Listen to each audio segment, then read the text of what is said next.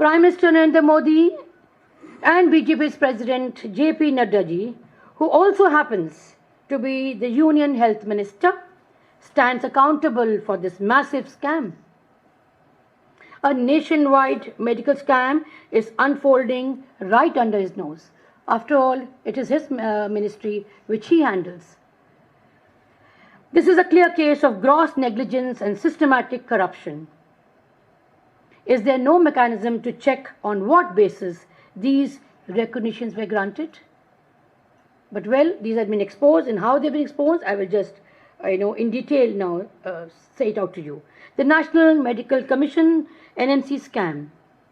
Various media reports highlight that more than 40 medical colleges across the country may have obtained recognition through bribery, falsified records, and manipulated inspections.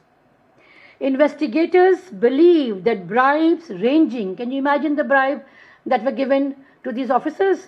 They were about 3 to 5 crores, were taken from private institutions across the country to guarantee NMC recognition regardless of the merit and infrastructure.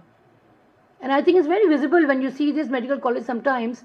If you happen to even visit there, you'll see there's gross negligence, there's nothing. But still, it's aghast to see that they have got recognition.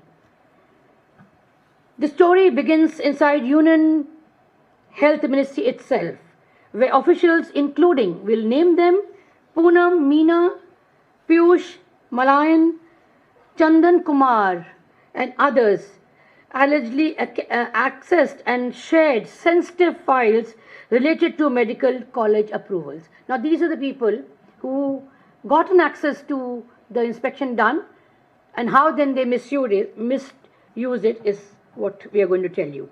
These documents containing internal notings, if you're aware of the inspection, that the inspectors make certain notings, and that's a private affair. That's not been told to anybody.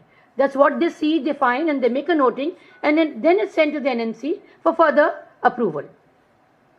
The documents containing internal notings, inspection schedules, accessors' identities were secretly photographed and transmitted via mobile devices to private agents working for medical colleges across the country, all in exchange of cash. Now this is how they used to get the access to the inspector's report, and then these agents will further pass it on, but there was a cost tagged to it.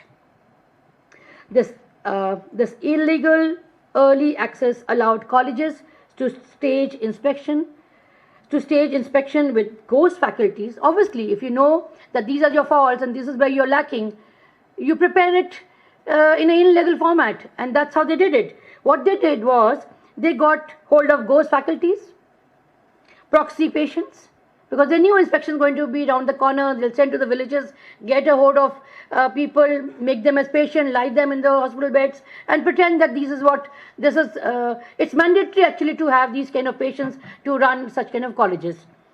So the proxy patients were there, and falsified biometric attendance.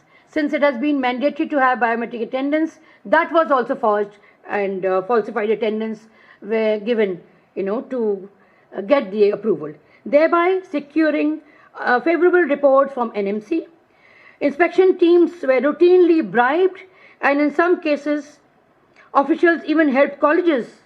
Just imagine, the officers were also helping the colleges to forge the documents and fake qualifications to devise, to get the regulation done from these officers.